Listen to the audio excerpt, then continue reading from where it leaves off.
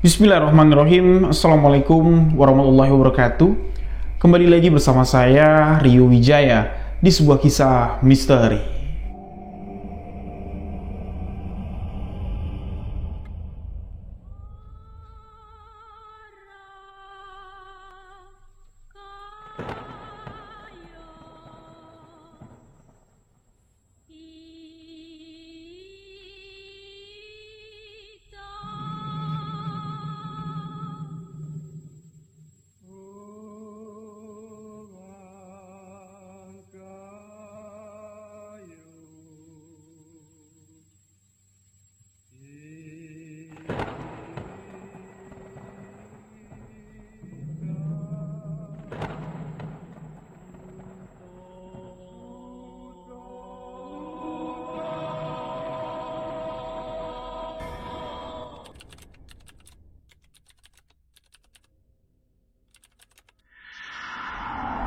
Terima kasih untuk sahabat yang telah mengklik video ini.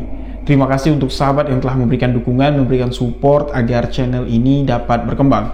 Untuk sahabat yang baru bergabung, baru mendengarkan kisah misteri yang saya ceritakan, sahabat boleh mengklik tombol subscribe, aktifkan notifikasi loncengnya agar tidak ketinggalan video sebuah kisah misteri terbaru, dan jangan lupa bagikan juga video sebuah kisah misteri ke akun sosial media sahabat-sahabat semua. Untuk lebih akrab dengan saya, sahabat boleh follow akun Instagram pribadi saya di rio.wijaya91.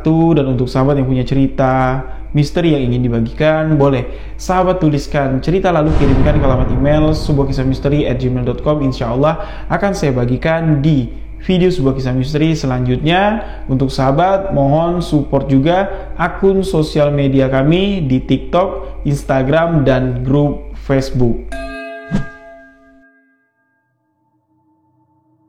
Untuk sahabat-sahabat yang ingin mendapatkan teaser sebuah kisah misteri, sok hubungi WhatsApp admin buruan, cuma 100 piece dan sekarang tinggal 50 piece saja. Siapa cepat dia yang dapat edisi terbatas sahabat Rio Wijaya. Nah, untuk sahabat yang ingin bergabung di grup WhatsApp, boleh hubungi nomor yang ada di bawah ini atau klik link yang ada di box deskripsi atau yang ada di kolom komentar. WhatsApp admin bisa juga untuk konsultasi dan bertanya kepada saya atau bapak saya. Nah, jadi di video sebuah kisah misteri kali ini kembali saya membagikan sebuah kisah, yang mana kisah ini datang dari sahabat misteri yang datang langsung ke studio, yang mana awalnya saya ingin membagikan cerita ini kepada sahabat yang datang langsung, bawain aja lah kita podcast di segmen sahabat misteri. Berhubung kemarin podcast sahabat misteri yang terakhir datang ya, sahabat-sahabat banyak yang minta, alangkah baiknya Bang Rio saja yang bawain cerita. Lalu saya minta izin lah dengan sahabat kita ini yang bernama Safi'i, atau saya panggil dengan nama Bang Pi'i saja. Minta izin kalau cerita yang disampaikan Bang Pi'i saya saja yang membawakan, dan alhamdulillah Bang Pi'i mengizinkan saya untuk menceritakan sebuah kisah misteri yang sangat epik dan menarik di video sebuah kisah misteri pada malam hari ini. Tanpa mengurangi rasa hormat, terima kasih Bang Pi'i, dan terima kasih juga sahabat atas saran-sarannya untuk saya agar dapat mengembangkan dan membangun channel Rio Wijaya di segmen sebuah kisah misteri. Dan kisah yang akan saya ceritakan berdasarkan kisah nyata yang saya dapat dari Bang Pi'i. Ini akan menceritakan kejadian misteri setelah kematian dari Bapak Bang Pi'i, yang mana Bang Pi'i menceritakan banyak rentetan-rentetan kejadian misteri terjadi ketika Bapak Bang Pi'i meninggal di tahun 2000 awal sampai dengan terakhir. Rentetan kejadian misteri ini masih terjadi di tahun 2021 silam. Sudah sekitar 20 tahun almarhum meninggal, namun kejadian misteri berkaitan dengan almarhum masih terjadi. Emang apa yang sebenarnya terjadi kepada almarhum Bapak Bang Pi'i? Inilah sebuah kisah misteri yang saya beri judul Tecu, arwah tanpa kepala yang menghantui pabrik pengolahan kayu. Penasaran bagaimana kisah selengkapnya, kisah misteri, kisah nyata almarhum Bapak Bang Pi'i setelah kematiannya? Selengkapnya saya ceritakan hanya di sebuah kisah misteri.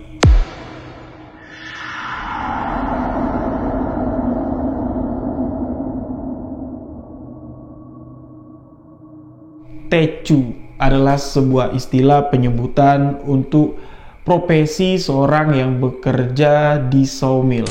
Sawmill dan tecu mungkin sahabat-sahabat masih awam mendengar dan tidak tahu sawmill itu apa, tecu itu apa. Sedikit saya jelaskan untuk sahabat-sahabat semua. Sawmill adalah pabrik pengolahan kayu dari tebangan hutan, kayu gelondongan dibawa ke sawmill, itu akan diolah dengan mesin potong atau meja potong di sini kalau kami orang Jambi bilang. Nah, di atas meja potong itulah kayu gelondongan yang ukurannya besar-besar akan diolah, dibelah menjadi papan, dan yang bertugas mengatur atau mengolah gelondongan kayu tersebut menjadi papan, tugasnya adalah seorang tecu. Tecu ini adalah orang yang memiliki kemampuan, memiliki keberanian, dan bukan sembarang orang yang bisa menjadi tecu, karena resiko pekerjaan sebagai tecu ini besar sekali sahabat-sahabat. Walaupun upahnya ini paling besar di antara pekerja-pekerja sawmill yang lain, tecu inilah upahnya yang paling besar sekali karena resikonya pula yang begitu besar. Apa saja pekerjaan yang dilakukan oleh tecu? Tecu di sini tugasnya memasang bar atau memasang mata gergaji dalam mesin potong. Mesin potong ini memiliki mata gergaji bentuknya beda atau ukurannya beda dengan gergaji tangan yang sering kita gunakan. Gergaji yang ada di mesin tecu ini bentuknya melingkar sahabat-sahabat, dan dipastikan lingkaran mata gergaji itu di setiap matanya, di setiap geriginya sudah diasah oleh tecu setajam mungkin. Karena kayu yang akan dibelah ini kayu yang tentunya berkualitas tinggi, keras-keras, dan ukurannya pun sangat besar sekali.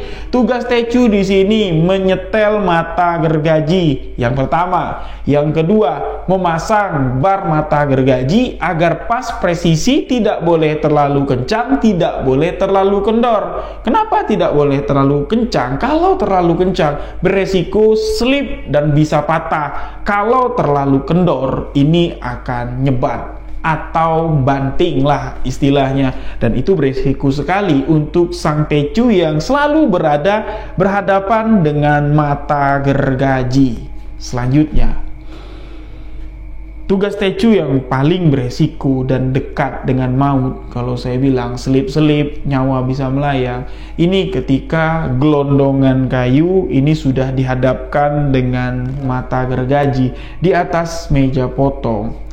Balok-balok panjang 10, panjang 12 dengan diameter 1 sampai 1,5 meter, diameter lingkarnya itu diolah atau didorong oleh tecu sesuai dengan arah mata gergaji. Selip aja sedikit tecu serong, ini akan menyebabkan mata gergaji patah, dan bisa saja patahan mata gergaji ini akan membunuh atau menghabisi nyawa tecu dalam sekejap. Jadi makanya tidak sembarang orang yang berani untuk menjadi seorang tecu. Nah, apa hubungan tecu, apa hubungan sawmill dengan kehidupan Bang Pi? Bapak Bang Pi di Jambi dikenal sebagai tecu yang memiliki pengetahuan yang cukup, memiliki pengalaman yang matang, dan dianggap sebagai tecu senior di masanya dulu. Di era tahun 1990-an, tepatnya di sini. Kisah ini diawali Bang Pi mulai dari tahun 1997 silam, yang mana di tahun 1997 silam Bang Pi ini sudah ikut bapaknya kerja di sawmill, dan pada saat itu usia Bang Pi kurang lebih sekitar 14-15 tahun sahabat-sahabat. Bang Pi ini memiliki 8 saudara kandung. Bang Pi anak kedua, dan adik-adik Bang Pi semuanya ini butuh biaya, semuanya butuh makan. Jadi karena Bang Pi ini sudah kehilangan abang pertamanya, bukan meninggal ya, abang pertama Bang Pi ini lebih memilih untuk tinggal bersama kakek dan nenek, dan Bang Pi lah di sini di rumah pada saat itu menjadi kakak tertua untuk 5 orang adik-adiknya yang usia adik-beradik Bang Pi ini usianya dekat-dekat sekali sahabat-sahabat. Usianya itu susun tangga kalau kami orang Jambi bilang, dan Sadar dengan kondisi keluarga seperti yang saya ceritakan tadi, Bang Pi ini masih punya adik kecil-kecil 5 orang. Ditambah lagi bapak Bang Pi pada saat itu, ini usianya sudah cukup senja, lebih dari setengah abad, sahabat-sahabat. Adik terkecil Bang Pi di tahun 1997, adik terkecilnya ini masih usianya 1,5 tahun. Nah, sahabat-sahabat pikirkanlah, adik kecilnya yang paling bontot nih usia 1,5 tahun, sedangkan bapak Bang Pi ini usianya hampir 60 tahun. Dikarenakan apa? Bapak Bang Pi menikah dengan ibunya ini di usia yang sudah cukup tua. Jadi kalau peribahasa kami orang Jambi bilang, bapak Bang Pi itu dulu bujang lapuk atau bujang tua. Nah, sekalinya punya istri, anaknya berentet. Selang setahun, lahiran lagi. Selang setahun sekian, lahiran lagi. Jadi ya Bang Pi sadar dengan kondisi perekonomian keluarganya. Memang ya upah bapaknya sebagai tecu itu besar, sahabat-sahabat. Tapi untuk menghidupi keluarga Bang Pi, ya itu masih kurang lah dalam kategori ya. Ditambah lagi di sini anak tertua ini tidak membantu untuk perekonomian, malah lebih memilih untuk tinggal dengan nenek dan kakeknya. Nah, Bang Pi lah di sini yang sadar pada saat itu, walaupun usianya baru menginjak usia 14 tahun, beliau kasihan dengan adik-adiknya, kasihan dengan bapaknya. Bang Pi menggantikan posisi ibunya. Pada saat itu Bang Pi ini masih SD. Sebelum ibunya melahirkan adik bontotnya, ibu Bang Pi ini ikut kerja sama bapaknya di somil itu sebagai tukang pikul papan, kuli panggul. Nah, ketika ibunya hamil besar, Bang Pi yang masih SD, beliau memutuskan untuk berhenti sekolah. Dahlah, cukup sinilah pendidikan aku. Dia lebih memilih untuk membantu bapak menjadi kuli panggul di somil tersebut, menggantikan ibunya yang melahirkan. Kalau tidak dibantuin bapaknya, ya kasihan lihat bapak kerjanya itu double-doublean. Sudah habis jadi tecu, konsentrasinya sudah habis, terkuras lah, karena harus presisi motong papan itu. Kalau enggak ya nyawa yang melayang, bahaya sekali. Nah, ditambah lagi kerja sambilan sebagai kuli panggul. Bang Pi sadar usia bapak dah tidak muda lagi. Beliaulah di sini yang suka rela tanpa paksaan menggantikan posisi ibu menjadi kuli panggul, dan semenjak itulah duet Bang Pi dan bapaknya sama-sama kerja di somil. Dan pada saat itu pula lah Bang Pi tidak meneruskan sekolahnya ke jenjang selanjutnya.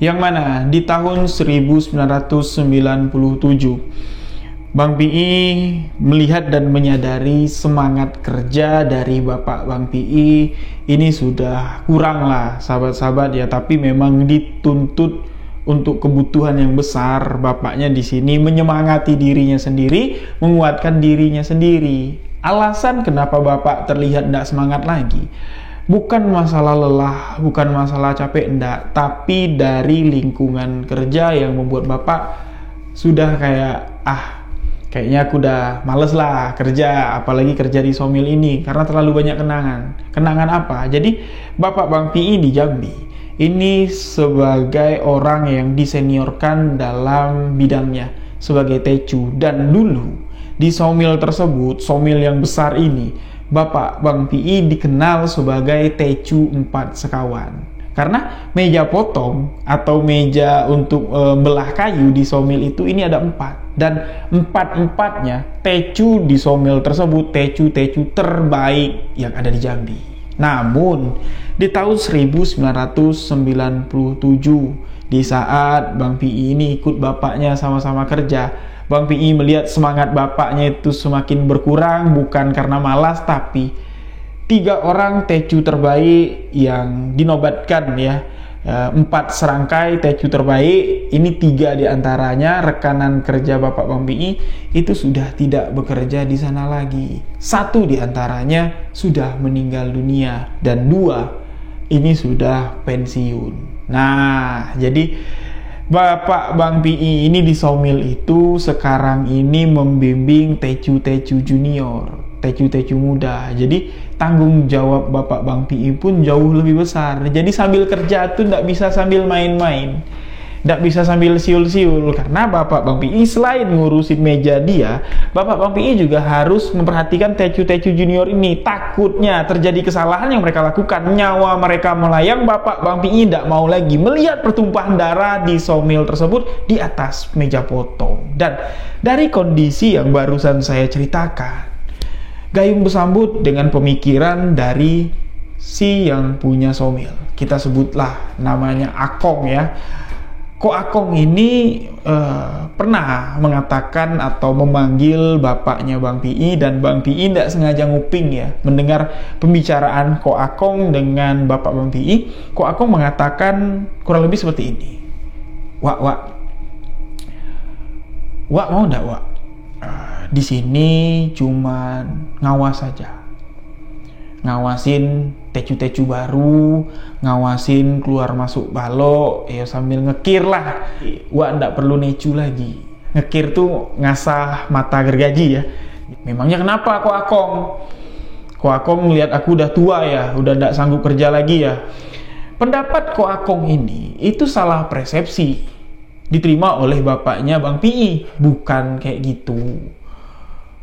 Wak kan punya anak jantan 2 yang sudah besar. Apa salahnya Wak panggil anak jantan Wak pertama, abangnya PI, gantikan tugas Wak jadi tecu sembari Wak yang ngajarin. Nah, upah Wak nanti per bulan itu sesuai dengan keluar kayu kita, aku upah sama gajinya dengan tecu. Itu rasa terima kasihku karena Wak mau membimbing tecu-tecu baru di sini.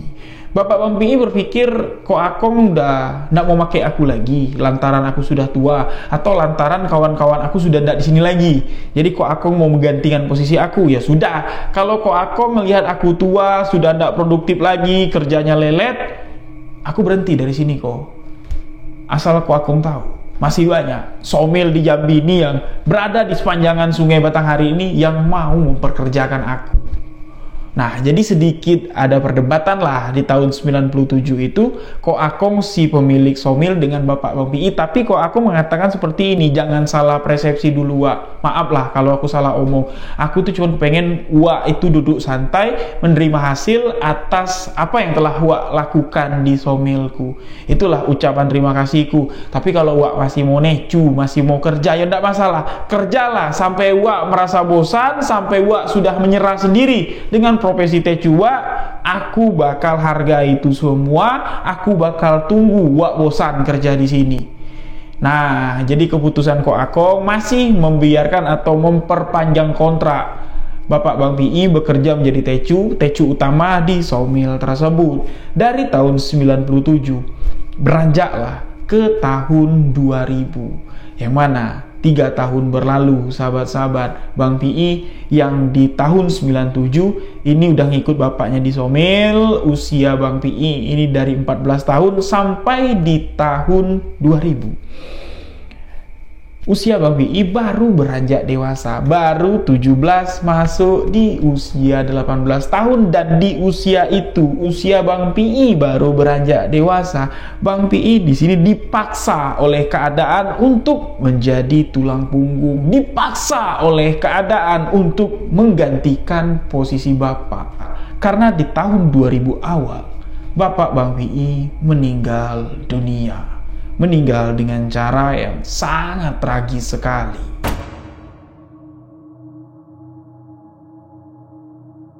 Di tahun 2000, di awal tahun 2000, Bang PI di sini masih bekerja di satu tempat dengan Bapak Bang PI.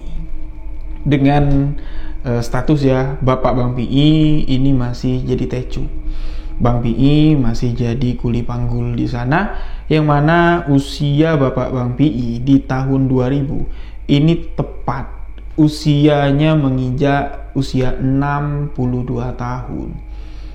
Sudah tidak muda lagi, tapi ya sudah cukup berumur lah ya, sudah lebih 12 tahun dari setengah abad. Dan kebiasaan dari Bapak Bang PI ketika ya sama-sama kerja lah ya, mereka ini tecu atau Bapak Bang PI ini memang datang lebih awal dari tukang pikul. Kenapa sahabat-sahabat? Di pagi hari biasanya tukang ngumpulin balok atau mobil atau yang dari jalur air ya, Biasanya kan malam mereka masukin balok, pagi di depan meja potong ini sudah numpuk balok-balok yang mau digesek. Dan Tecu ini sudah bekerja selambat-lambatnya di jam 8 pagi. Sedangkan Bang Pi yang berprofesi sebagai kuli panggul datang jam 10, datang jam 11 pun tidak masalah. Yang penting Bang Pi yang bekerja di meja tempat bapaknya ya, meja 1 lah kita katakan. Yang penting ketika Bang Pi datang, tumpukan kayu yang sudah dipotong jadi papan itu segera cepat dipindahkan di tempat penjualan yang tidak jauh dari meja potong. Jadi disusun rapi. Ini jenis kayu ini disusun sama kayu itu. Ini jenis kayu ini disusun sama jenis kayu itu. Nah, jadi di pagi itu di tahun 2000 awal, kebiasaan Bapak Bang Pi ini sebelum berangkat kerja, biasanya dia tuh neriakin maknya Bang Pi. Ini pakai bahasa Jambi ya. Oh no, mano kopi abang no? Abang nak begini. Buatkan kopi abang segelas dulu. Setiap harinya pasti bapaknya teriak. Kenapa? Harap maklum ya sahabat-sahabat, mak Bang Pi ini ngurusin anak-anak kecil ini ada 5. Ya keteter, nggak sempat kadang nyiapin kopi untuk suami. Jadi diteriakin sama suaminya baru ingat, oh iya kopi abang. Langsung bergegas, ninggalin kerjaan yang lain. Istri yang soleha ini tadi langsung dengar permintaan suami, langsunglah mengantarkan kopi, minum kopi seseruput, sisanya dimasukin plastik, dibawa untuk bekal kerja. Nah, tapi di pagi itu, maknya Bang Pi ini kehilangan sampai bangunin Bang Pi. Bapak, oh mana mana lah tahu aku, mak. Aku baru bangun, mak bangunin. Emangnya kemana mak? Emangnya kenapa mak? Kata si Bang Pi tadi. Nggak tahu. Tadi mak tengok keluar bawa anduk, mandi. Tapi tidak balik-balik lagi. Cepatlah kau susul ke Jamban. Mana tahu ada apa-apa dengan bapak kau. Bergegaslah Bang Pi ini ke Jamban. Karena kan di tahun itu, di tahun 2000-an, di sepanjang aliran Sungai Batanghari, di kampung Bang Pi, rata-rata rumahnya tidak ada WC sahabat-sahabat. Jadi mandi mesti di Jamban. Nah, pagi itu ya jam-jam 7:30 lah, Bang Pi ini bangunlah dari tidurnya, ngejar bapaknya ke Jamban. Setibanya di Jamban sudah tidak ada orang lagi. Cuman handuk bapaknya tergantung di Jamban, menandakan kalau bapaknya sudah mandi dan kemungkinan ini sudah berangkat ke Somil lebih awal untuk bekerja. Naiklah Bang Pi ini bawa anduk bapaknya sembari berkata kepada maknya, mak, di Jamban bapak tidak ada mak. Nih, cuman anduknya saja yang tergantung di Jamban. Kalau Pi rasa bapak sudah ke Somil. Tumben pula bapak kau tidak minta kopi dengan mak. Atau bapak kau sudah buat kopi dewe. Lah kau susul lah bapak kau. Maknya Bang Pi minta Bang Pi pada saat itu juga nyusul bapaknya. Tapi Bang Pi bilang, pagi nian masih mak. Nantilah, Pi kan biasa berangkat jam 11. Nanti juga ketemu dengan bapak. Ya sudah, emaknya Bang Pi pun repot lagi lah ngurusin adik-adik Bang Pi. Ada yang mau pergi sekolah, mandiin lah, siapin sarapan lah. Dan singkat cerita, di pagi itu, pagi menjelang siang, Bang Pi yang sudah tidak bisa tidur lagi karena sudah dibangunin sama ibunya. Hatinya ini tekolak kulik lah. Kalau kami orang Jambi bilang, hati tekolak kulik itu kayak, pergi tidak ya ke Somil ya? Nantilah, nunggu kayu sudah digesek bapak. Tapi rasa-rasanya aku pengen sekali ke Somil nemuin bapak. Tapi nantilah. Jadi masih kuat rasa hati untuk bertahan di rumah. Sekitar jam 10:30 siang, Bang Pi berpamitan sama ibunya, Bu, aku ke Somil ya. Yaudah hati-hati, jangan lupa siang nanti suruh bapak kau pulang makan. Kau juga kalau sudah siang lapar rasanya, pulang serempak bapak kau makan. Ya, dah Bang Pi pamitan. Nah, belum lagi Bang Pi ini keluar dari pintu rumah, terlihat ada 2 orang karyawan Somil sesama tukang pikul. Ini ya berjalan tergesa-gesa dengan napas yang terengah-engah, mengabarkan kepada Bang Pi, ada apa? Sini dulu. Tidak berani ngomong langsung. Keluarlah Bang Pi dari pintu rumah ke teras rumah. Ada apa? Sini. Bapak kau kenapa Bapak? Mata gergaji patah. Nah, begitu Bang Pi ini mendengar mata gergaji patah, Bang Pi langsung terduduk lemas. Inna lillahi wa inna ilaihi raji'un. Tanpa Bang Pi ini mendengarkan apa yang terjadi kepada Bapak, pikiran Bang Pi di sini sudah memastikan ketika Tecu berhadapan dengan mata gergaji patah 99%. Tecu takkan selamat. Selamat pun berarti Tecu itu memang dilindungi oleh Allah Subhanahu wa taala pada hari itu. Sabar. Iyo bang. Kayak mana keadaan Bapak? Tidak sampai hati kami nak ceritakan. Ajaklah mak kau. Pergilah. Tengoklah kondisi Bapak kau. Yang mana Bang Pi di sini berpikir tuh dah buruk. Entah bagian apa dari tubuh Bapak yang kebelah, dan dipastikan Bapak sudah tidak ada lagi. Jadi Bang Pi masuklah. Dua orang tadi masih nunggu di depan rumah. Bang Pi masuk pelan-pelan. Emaknya ini polos sekali. Ya, tidak sadar dengan raut atau gimik wajah Bang Pi yang sedih, yang menahan kesedihan. Emaknya malah bertanya seperti ini. Kenapa kau balik lagi? Tidak jadi kau pergi ke Somil. Jadi mak. Nah, ngapa kau balik? Nak ngopi? Mak bikinin kopi? Enggak. Pi mau ngajak mak ke Somil. Ngapa pula mak diajak ke Somil? Bapak kau kan belum tanggal gajian. Kamu kan gajian 1. Enggak. Bapak nyuruh mak ke Somil. Apa pula? Atau jangan-jangan bapak kau minta wain kopi? Iyo, bawakanlah kopi. Dan polosnya ibu Bang Pi di sini ke dapur, dia bikinin kopi, dimasukin ke dalam gelas, bungkus pakai plastik, dibawalah kopi itu ke Somil tanpa ibu Bang Pi ini tahu. Kedatangannya ke Somil ini bukan buat ngantar kopi, tapi membawa pulang jenazah almarhum suaminya.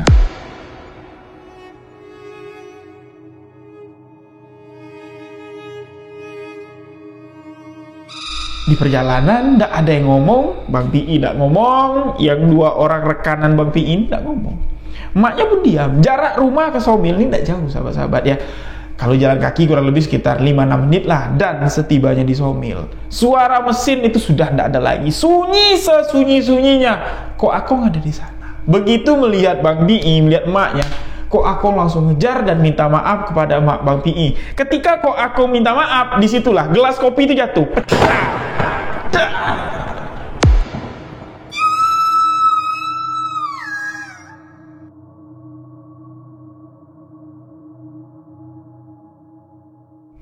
Mak Bang Pi tak kuasa lagi menahan tangis dan berlari ke meja potong bapaknya. Bang Pi melihat dengan mata kepalanya. Jenazah almarhum sudah ditutup dengan kain sarung, yang mana darah ini tidak usah digambarkan lagi lah. Ya, mata gergaji yang patah itu udah berhamburan lah, dan di meja potong itu darah sudah kemana-mana nyipratnya. Jenazah almarhum Bapak Bang Pi itu sudah terkulai di bawah, belum diangkat, masih di posisi begitu dia kecelakaan, dan bagian atas tubuhnya ini ditutup dengan kain sarung. Jadi tidak full ya. Jadi bagian pinggang ke bawah ini masih kelihatan, kakinya masih kelihatan. Jadi pinggang ke atas ditutup oleh kain sarung. Mak Bang Pi tak kuasa untuk membuka. Bang Pi lah yang membuka. Ketika dibuka, Bismillahirrahmanirrahim. Bang Pi di sini cerita dengan saya sambil menahan air mata. Jadi begitu dibuka, ya dia kan sudah berpikir ya aneh-aneh nih, apalah nih yang terjadi sama bapak ya. Ya mudah-mudahan tidak parah ya. Jadi ya meninggal tapi tidak parah lukanya, tapi malah sebaliknya sahabat-sahabat. Patahan atau sebatan dari mata gergaji yang bulat yang diputar mesin, yang putarannya sangat cepat sekali, nyebat, itu tepat ke bagian leher. Dan ketika Bang Pi membuka kain sarung, kepala dan leher Bapak Bang Pi itu sudah terpisah dengan luka yang menganga, luka yang mengerikan, dan sedikit demi sedikit tuh masih kayak di urat-urat leher nih kayak darah segar tuh masih nyiprat. Bang Pi tidak sanggup untuk melihat lama, langsung ditutup lagi.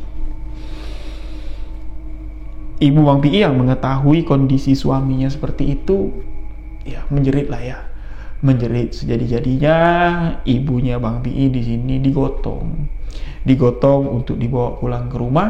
Kejadian ini jam 10 masuk jam 11 siang. Dengan kondisi yang seperti itu, jenazah yang meninggal dengan cara seperti itu di kampung atau dimanapun lah mungkin ya sama tradisinya, ini tidak dibiarkan untuk berlama-lama dimakamkan. Nah, langsunglah jenazah ini dibawa untuk pulang ke rumah, dan Bang Pi di sini menggendong kepala almarhum bapaknya yang sudah terpisah dari tubuhnya digotong sama orang lain, sedangkan kepala almarhum bapak Bang Pi ini dibungkus dengan kain sarung yang tadi buat nutupin. Setibanya di rumah, warga-warga kampung di sini heboh lah ya mendengar kejadian itu. Almarhum ini dikenal sebagai orang yang baik, walaupun kehidupannya cukup berat, menghidupi anak-anak yang usianya masih kecil-kecil dengan biaya yang masih besar sekali. Tapi ketika ada yang datang minjam duit, kalau bapaknya Bang Pi tidak megang duit sejumlah yang dipinjam sama tetangganya ini, bapak Bang Pi di sini berani menjaminkan dirinya kepada si Akong, kepada ke bosnya, bos pinjamkan aku duit. Di tetanggaku atau dulurku atau adikku ini sedang butuh duit, nanti gajian potong gajiku. Bapak Bang Pi yang menjaminkan dirinya untuk ngasih pinjaman ke orang, dikenal sebagai orang yang baik, dikenal sebagai orang yang alim. Tapi kok yang meninggalnya naas seperti itu semua rahasia dari Allah Subhanahu wa Ta'ala. Dan dibawalah jasad pulang ke rumah. Setibanya di rumah, segera prosesi pemandian ini dikejar, dan menjelang asar jenazah sudah dimakamkan.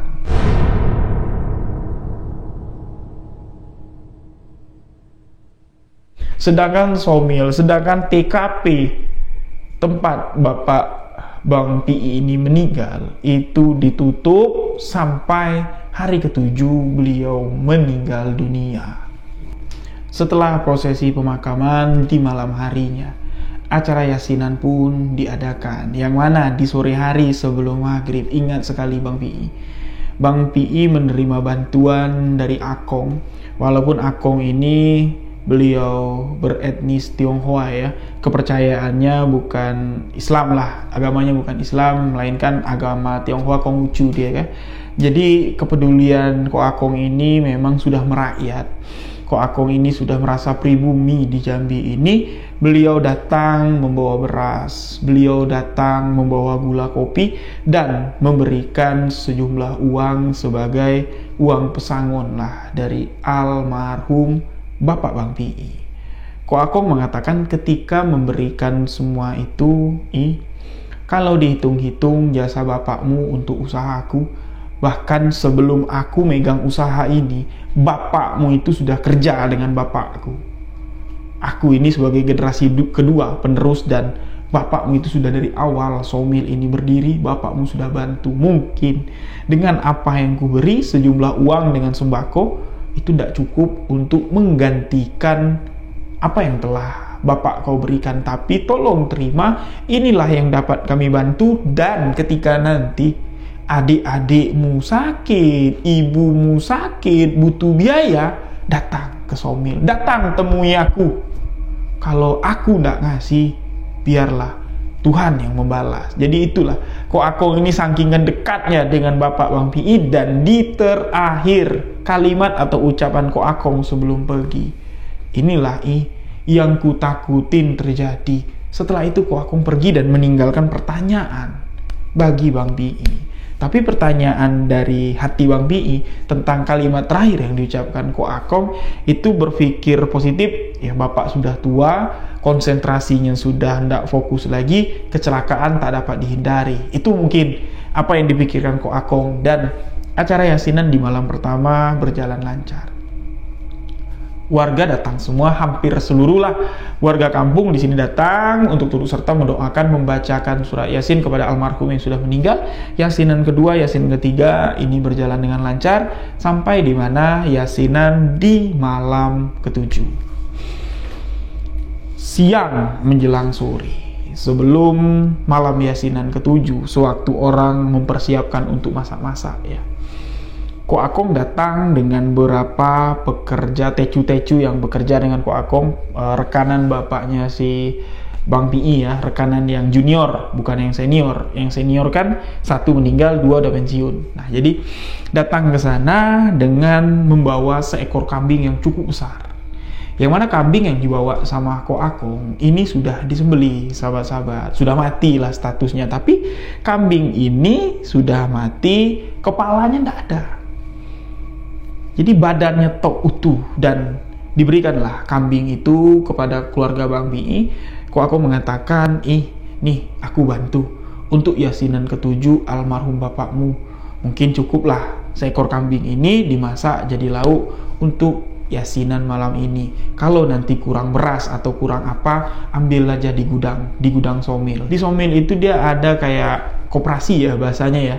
Jadi ada gula, ada beras dan segala macam. Kalau pekerja ini belum gajian itu dari Sabtu. Misal di hari Rabu mau ambil beras, ambil, nanti potong di hari Sabtu. Kalau kurang apa-apa untuk Yasinan malam ini, ambil di gudang, sebut Akong yang nyuruh. Tapi ya, Bang Pi sudah berterima kasih sekali. Beras yang kemarin diantar di hari pertama Yasinan saja belum habis, masa ya minta lagi, Bang Pi bilang. Jadi dah diterimalah kambing itu, segera diolah. Nah, jadi yang niatnya cuma makan ayam di Yasinan ketujuh, ini ya makan kambing jadinya. Mendengar makan kambing, antusias warga semakin rame. Nah, di malam ketujuh, acara Yasinan pun dimulai. Tanpa Bang Pi ini bertanya ya, Ko Akong, ini kok ngasih kambing, kepalanya ndak ada.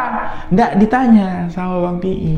Dan setidaknya Bang Pi ini tahulah apa yang diberikan Ko Akong, kambing yang tanpa kepala, ini ada maknanya.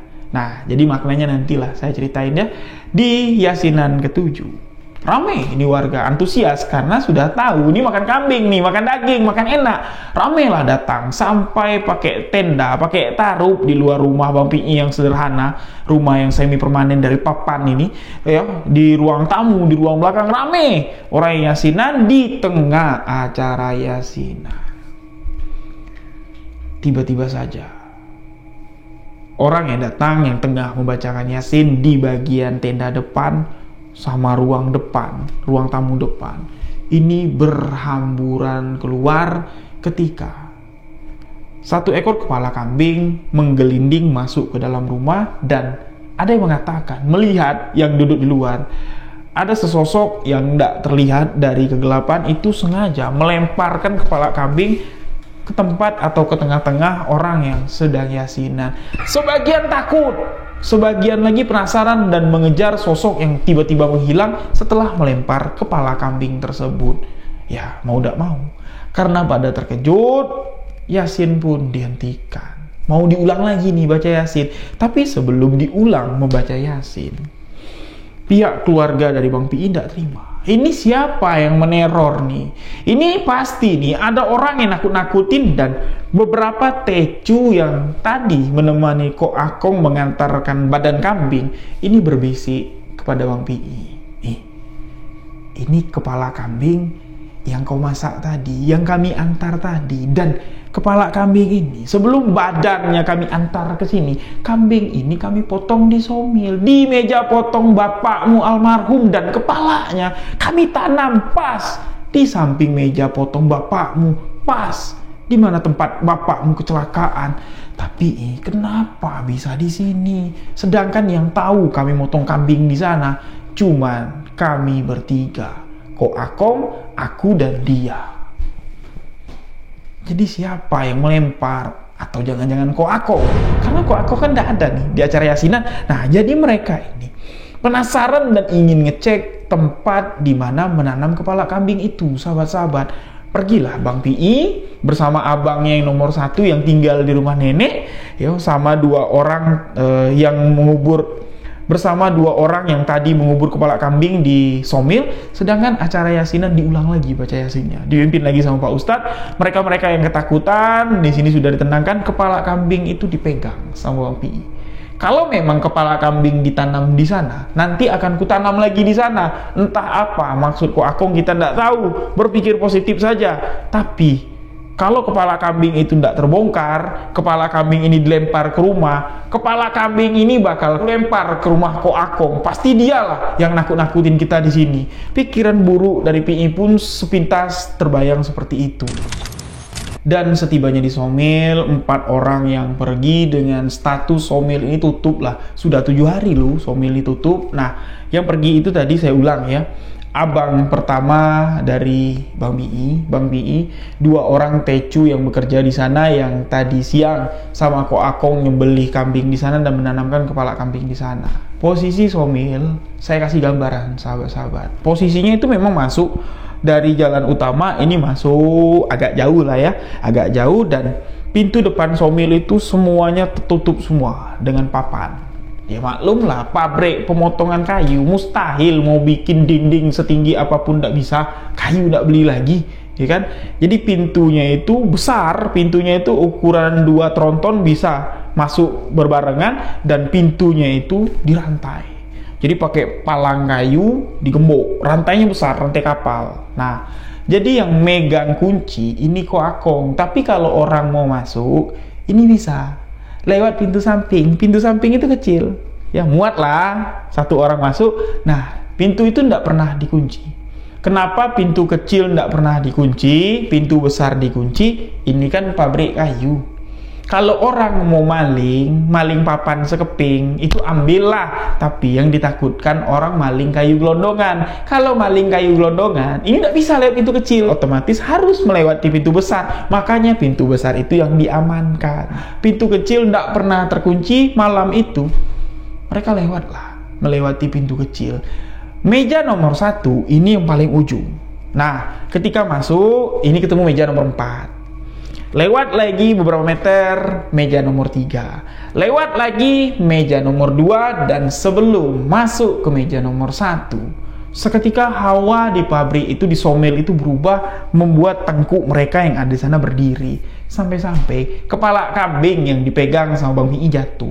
Kayak tangannya ini kaku, kayak orang kedinginan. Nggak bisa ngengkram kayak ini lagi, kepala kambing itu jatuh. Seketika, ketika kepala kambing jatuh, mereka berempat ini memperhatikan di samping meja 1, pas sekali di posisi tempat Bapak Bang Pi meninggal, jenazahnya ditemukan di sana, itu seperti ada orang yang tengah duduk mencangkung, tengah menggali sesuatu. Ya, jadi posisinya itu terlihat dari bagian belakang, punggungnya aja yang kelihatan. Jadi kayak tengah nunduk kayak gini, menggali sesuatu. Nah, didekatin lah sama mereka berempat. Bang Pi berpikir kalau itu Akong. Soalnya tuanya sama kayak Akong ya, gestur badannya sama, udah agak-agak bongkok. Ini kalau Akong, aku gebuk dari belakang nih, berarti dia lah nih yang nakut-nakutin kita tadi.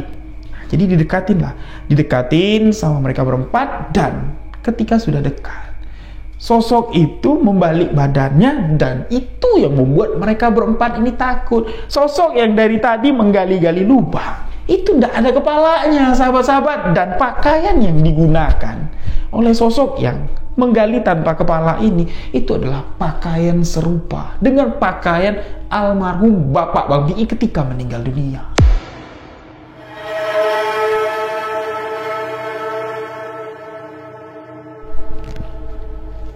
Badannya membalik kayak gini, ini tidak ada kepala ya. Bang Bii dan abang kandungnya, walaupun sosok itu tidak ada kepala, tapi dari bentuk badan, dari pakaian yang digunakan, mereka tahu kalau itu adalah tubuh dari almarhum bapaknya. Ditambah lagi, sosok tanpa kepala tersebut mengeluarkan suara bertanya, "Hei, di mana kepalaku ditanam? Kepalaku di mana kalian tanam?" Sontak saja sahabat-sahabat. Mendengar suara parau, mendengar suara yang persis suara almarhum yang meninggal 7 hari yang lalu. Bang Bii abangnya, dua orang Tecu junior ini berlari tunggang langgang meninggalkan Somil tersebut. Setibanya di rumah, orang-orang yang ada di sana panik ya, melihat 4 orang ini berlari, tapi mereka ini cuman kayak tidak mau hal ini bocor kemana-mana dan memperkeruh keadaan karena mereka masih belum percaya dengan apa yang mereka lihat. Dan kalau memang itu adalah arwah bapak, hantu bapak lah, Bang Pi bilang, masa iya? Setelah 7 hari dimakamkan, malam ini keluarnya dan cuman kami berempat. Tidak ada cerita-cerita dari orang-orang lain yang bertemu hantu tanpa kepala atau yang ngomong lah, bapak kok ngantuk, tidak ada. Jadi mereka tidak mau memperkeruh keadaan dan mereka pun cuman diam. Ditanya, kenapa kalian lari tunggang langgang kayak gitu? Alasan mereka kompak, alasan mereka sambil berkelakar atau bercanda dengan mengatakan, kami tidak mau kehabisan lauk kambingnya, jadi kami buru-buru. Nah, jadi gimana? Di sana aman, tidak ada apa-apa. Berarti tadi orang iseng aja yang pengen nakut-nakutin kita, melempar palak kambing, tidak tahu siapa. Ya sudahlah, tidak usah dipikirin. Malam itu selesailah. Bang Pi tidak menceritakan kepada ibunya, tidak menceritakan kepada adik-adiknya. Abang dari Bang Pi pun juga tidak bercerita kepada siapapun. Jangankan bercerita kepada siapapun.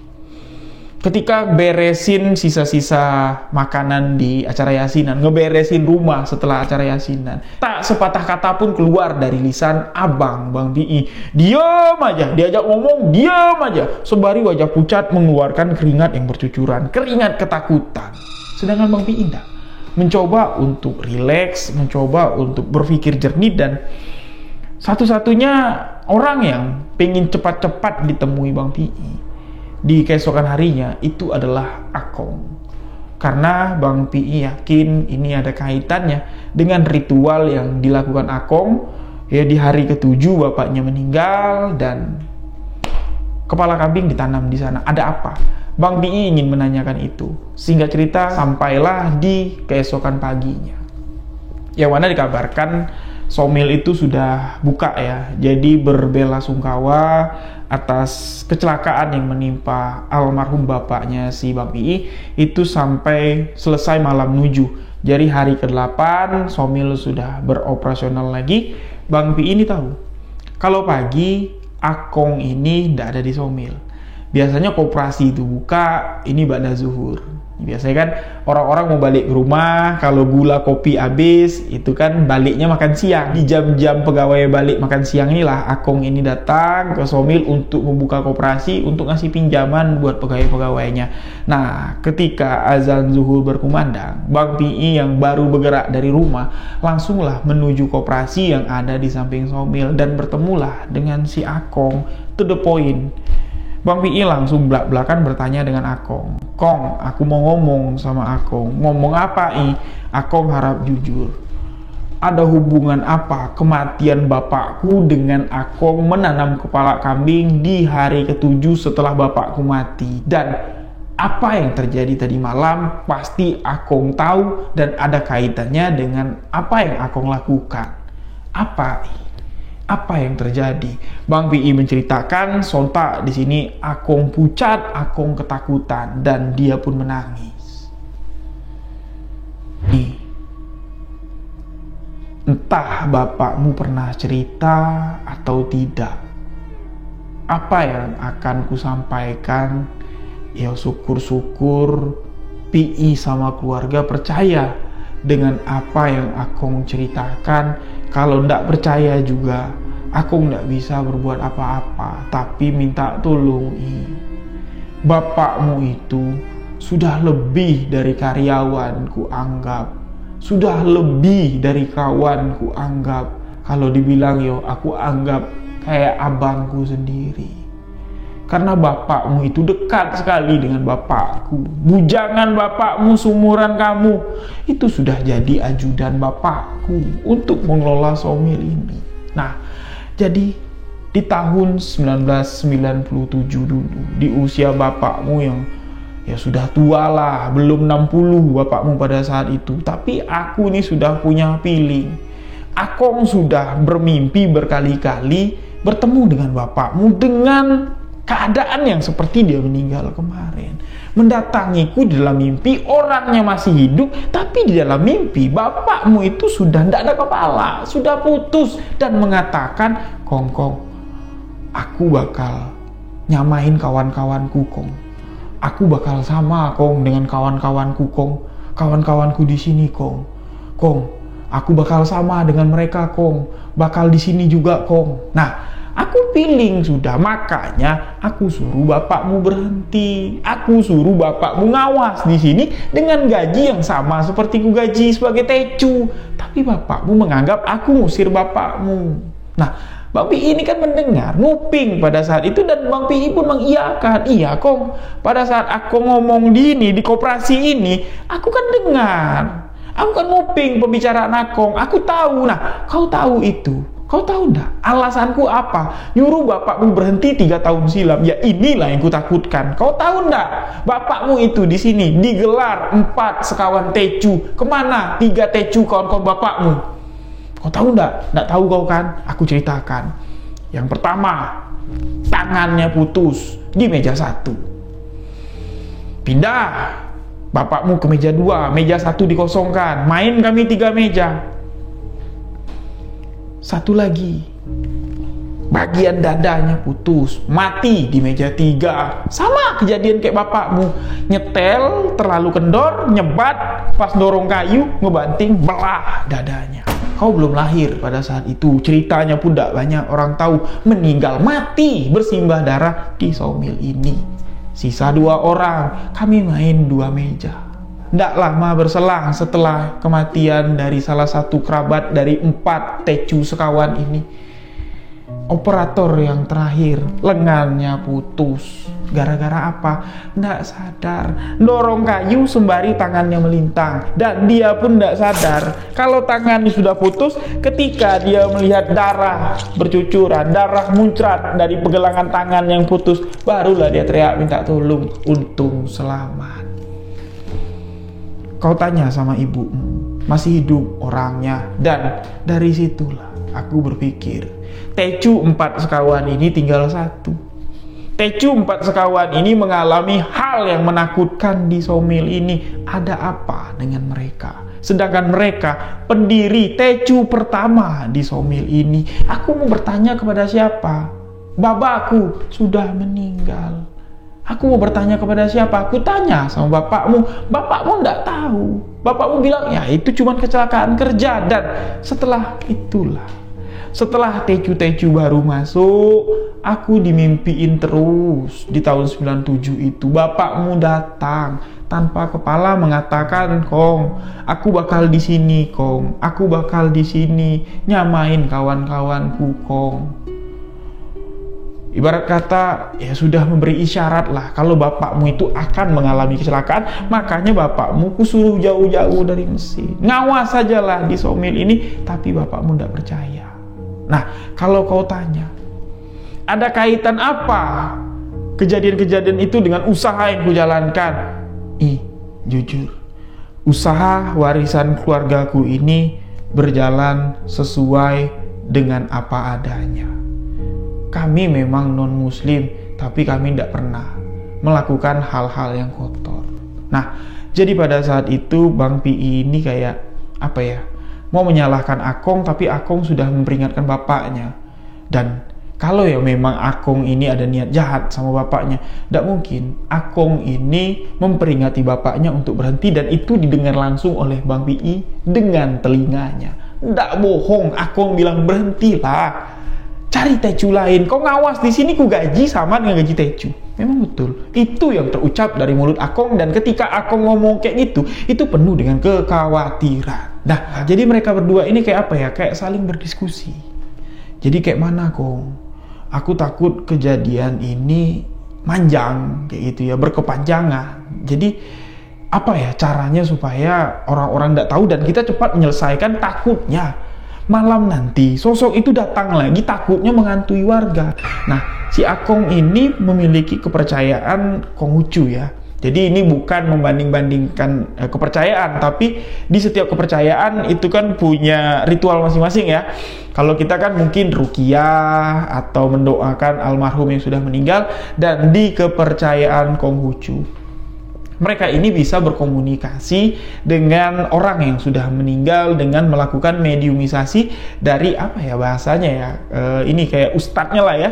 Nah, jadi pembuka agamanya lah dari Konghucu ini bisa memanggil dewa atau bisa memanggil ruh arwah orang yang sudah meninggal. Dan di malam itu, di malam ke-9 lah jatuhnya ya, Bapak Bang Pi meninggal dunia, di meja satu Akong ditemani dengan tecu-tecu yang lain, ditemani dengan keluarga dari Bapak Bang Pi lah jatuhnya ya.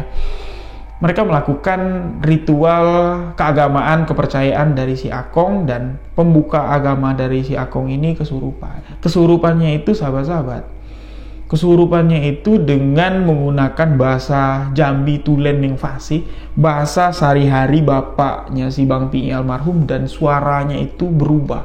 Suara orang yang kesurupan ini berubah menjadi suara almarhum bapaknya Bang Pi dengan detail jelas dan sama persis. Yang kesurupan ini tadi, perawakannya pun seketika berubah. Gimana ya cara jalan bapaknya Bang Pi, dan dia ngerasa kalau nggak ada kepala gitu. Nah, dalam prosesi mediumisasi, kalau bahasa sekarang dikenal, sosok itu mempertanyakan, mana kepalaku?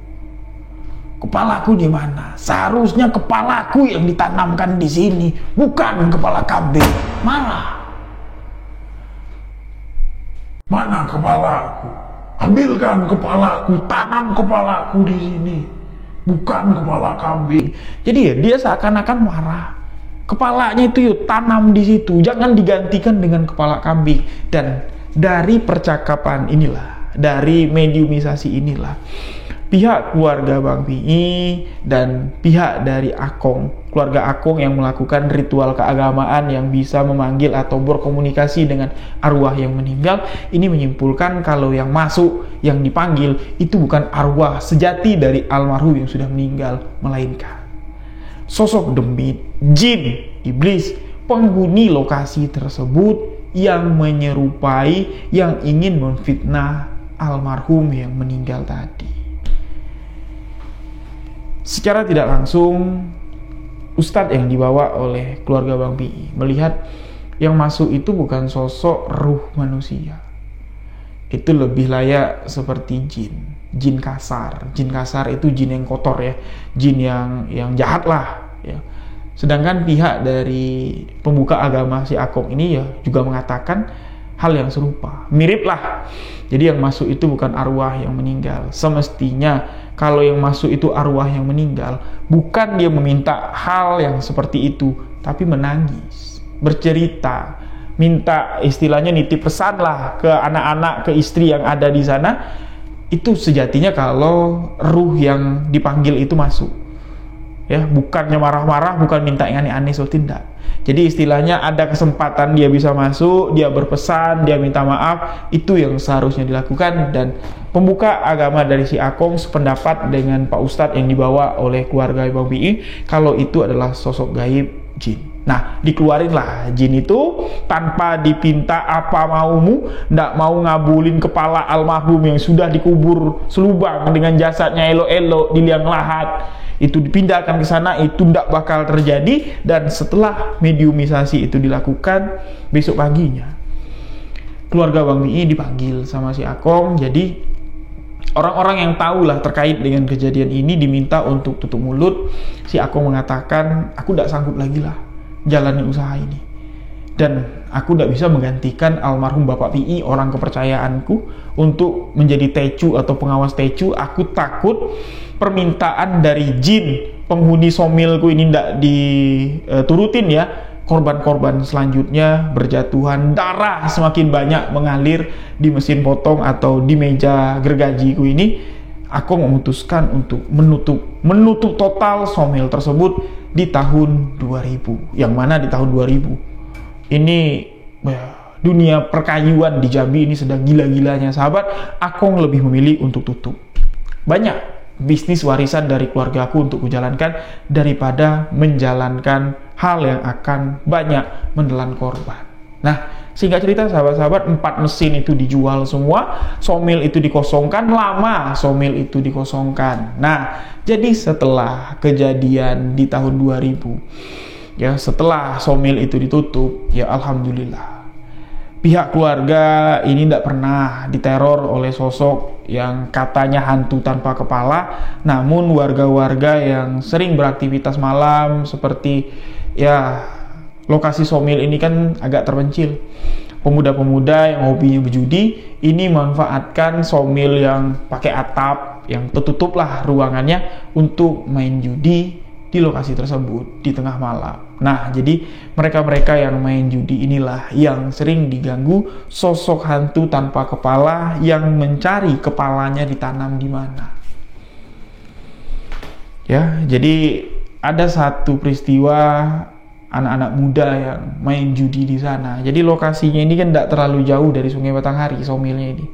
Ya, ini bibir sungai, tebing ya, tebing sungai, somilnya itu pas di tebing sungai. Karena kan untuk masukin kayu itu kan melalui jalur air paling banyak. Jarang pada saat itu pakai mobil lewat darat. Jadi dihanyutkan, dirakitkan, dan somil itu pastinya berada di pinggiran Sungai Batanghari. Nah, ketika pemuda-pemuda ini main judi, mereka bertemu dengan sosok hantu tanpa kepala, menanyakan kepada mereka yang sedang main judi. Kronologinya seperti ini kurang lebih diceritakan. Mereka ada 9 orang, yang main kartu itu ada 5 orang. Ya, jadi yang sisanya ini berdiri lah nonton, dan mereka itu pakai lampu togo. Lampu togo itu lampu lentera, lampu minyak. Nah, lampu minyak itu ditaruh di tengah-tengah, ya mereka main kartu. Jadi yang dapat cahaya itu cuman yang main kartu di tengah, sedangkan yang di belakang ini dapat bias cahaya saja. Tapi kalau noleh ke belakang, kita tidak nampak apa-apa, nih gelap. Ya, nah ketika mereka sedang main kartu, 9 orang ini, 5 yang sedang main, 4 yang berdiri. Jadi mereka berempat berdiri ini, dari belakang mereka tuh ada yang megang pundaknya, tapi tidak bersuara, pegang pundaknya,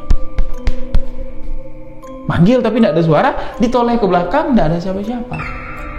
Bukan tidak ada siapa-siapa, karena kan kalau noleh ke belakang, otomatis kan yang dilihat kepala kita ini kan bagian kepala orang yang di belakang, tapi ini kan kepalanya tidak ada.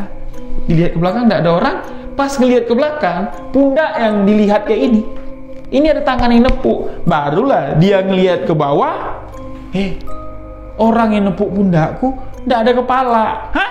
Mereka yang sedang main kartu ini noleh ke belakang semua dan melihat sosok tanpa kepala berdiri menanyakan, di bawah situ ada kepalaku nggak ditanam. Nah, 9 orang ini berlari kocar-kacir, dan satu di antaranya berlari ke arah Sungai Batanghari, nyebur dan meninggal dunia. Nyebur ke sungai dalam keadaan takut pada malam hari, ya mungkin lah karena masuk ke air panik, dia tidak bisa ngatur napas, akhirnya tenggelam dan meninggal dunia. Keesokan paginya jenazahnya ditemukan ini nyangkut di jamban. Nah, jadi semenjak kejadian itu, tidak ada satu orang pun lagi yang berani main-main ke somil tersebut. Sampai di mana berkali-kali ya orang mencoba untuk mengolah lahan bekas somil yang besar ini menjadi tempat, ya ada yang nyoba untuk bertanam pisang di sekitaran somil, tapi tidak ada yang betah. Sampai di mana somil ini dirubuhin, sahabat-sahabat. Seng-sengnya dibongkar, dinding-dinding papannya dibongkar, ya sekarang ini jadi hamparan kosong lah. Nah, karena hamparan kosong yang begitu luas, jadi warga setempat banyak yang memanfaatkan, ada yang nanam ubi, ada yang nanam pisang, ada yang nanam kacang. Jadi setiap musim ganti-gantian nih, warga minta izin sama Akong juga ya terserah lah, yang penting kalian jangan bangun rumah atau bangunan permanen, jangan nanam yang keras juga, jangan tanam mangga, jangan tanam duren. Kalau jagung kan musiman, kalau ubi kan musiman, kalau kacang apalagi musiman ya. Jadi jangan tanam yang keras, jangan bangun pondok permanen. Kalau pondok-pondok kecil bangunlah, tempatilah tanah itu, jagalah tanah itu. Nah, dari pengakuan warga yang nanam ubi, nanam pisang, nanam kacang, di tempat meja satu berdiri atau di tempat almarhum bapaknya Bang Pi ini meninggal, meja itu ukurannya mungkin kalau kita hitung persegi ya, lokasi kerja Bapak Bang PI itu mungkin 10 kali 12 meter lah kotaknya, meja itu untuk motong kayu. Nah di lokasi persegi 10 kali 12 meter itu mau ditanam apapun itu tidak bakal berbuah. Tanam ubi, batangnya subur tinggi, dicabut, itu tidak ada isi, kosong ubinya. Nanam pisang, pisang tidak berbuah, pisang di sebelahnya berbuah. Dalam bidang 10 kali 12 itu tidak ada yang berbuah. Ditambah lagi yang paling miris lah ya, nanam kacang ya, di bidang 10 kali 12 sama sekali satu pun tidak ada batang kacang dicabut yang ada isi, kosong, walau alam. Fenomena alam apa yang terjadi di sana. Dan di tahun 2021 pasangan muda-mudi ya mojok lah ya kita bilang ya, karena itu kan tempatnya sepi. Mungkin mereka ini tidak tahu Alkisah yang ada di sana, mojok lah ya. Ini ditemukan warga ini kisaran jam 11 malam, yang ceweknya ini berdiri duduk di motor tidak bisa gerak lagi, yang cowoknya lari ke arah desa. Jadi diceritakan setelah semuanya ditenangkan, dievakuasi, mereka mengaku kesasar. Jadi mereka mau nyari rumah teman, kesasar ke tempat itu, duduk-duduk sebentar lah sambil menikmati pemandangan Sungai Batanghari di tengah malam. Itu alasan mereka. Sudah tahu lah warga kalau mereka tuh mau mesum di sana, mau berzina, buat kotor di sana. Tapi alasan mereka ya sudahlah, karena mereka ini ketiban sial, takut setengah mati. Adalah alasan mereka tidak terlalu didengarkan. Yang penting kondisi mereka baik-baik dan keluarganya disuruh datang jemput. Nah di tahun 2021 itu sahabat-sahabat, muda-mudi ini usianya 17 tahun lah, naik motor. Jadi diceritakan waktu dia parkir itu elok lah, duduklah dia, ceweknya di depan, cowoknya di belakang. Mereka duduk lah sambil pelukan, yang cowoknya meluk cewek ya dak. Jadi ngadap ke Sungai Batanghari. Nggak lama mereka duduk di sana, kayak ada bunyi kelapa jatuh, berdebu di samping mereka. Padahal nggak ada pohon kelapa. Aku kan bilang boleh tanam apapun asal jangan tanam yang keras. Kelapa kan tanaman yang keras, yang berakar, yang bisa awet nih, buahnya tidak bisa habis puluhan tahun. Debu, kata dia. Dengar suara jatuh, dicarilah sekitar. Tidak ada suara kelapa jatuh. Dan ketika melihat ke depan, kembali melihat pemandangan Sungai Batanghari, di depan motor mereka, kondisi lampu motor itu mati. Ya, itu berdiri sosok tanpa kepala menanyakan, "Lo, Pe, pala wak tadi kemana jatuhnya, Pe? Tolong carikan, Pe."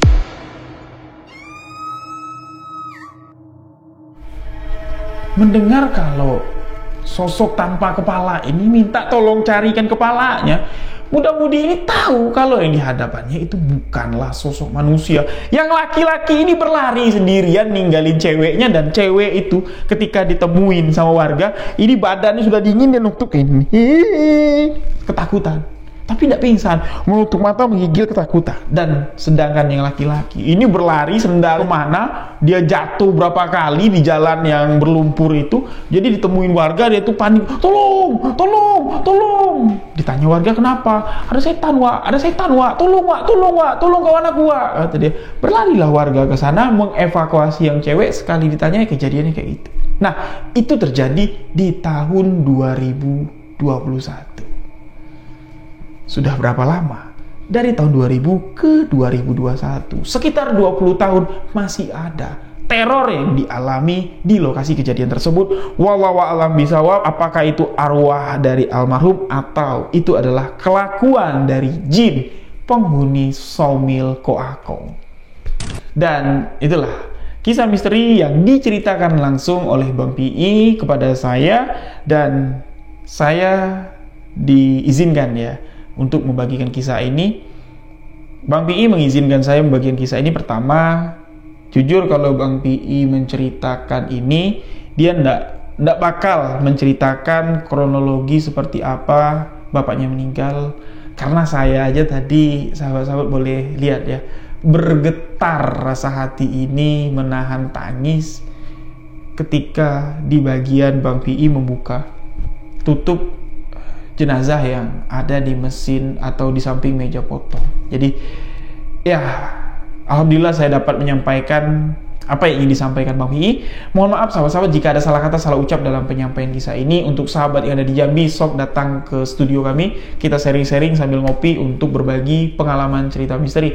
Untuk sahabat yang punya cerita, boleh tuliskan cerita lalu kirimkan ke alamat email sebuahkisahmisteri@gmail.com. Untuk sahabat yang ingin berdonasi, kami masih membuka donasi, dan donasinya nanti akan disalurkan ke adik-adik kita yang kurang beruntung, adik yatim piatu. Untuk sahabat-sahabat yang ingin mendapatkan teaser sebuah kisah misteri, sok hubungi WhatsApp admin buruan, cuma 100 piece dan sekarang tinggal 50 piece saja. Siapa cepat dia yang dapat edisi terbatas sahabat Rio Wijaya. Demikian sebuah kisah misteri kali ini. Mohon maaf jika ada salah kata, salah ucap. Saya Rio Wijaya. Wabillahi taufiq wal hidayah. Wassalamualaikum warahmatullahi wabarakatuh. Salam sebuah kisah misteri.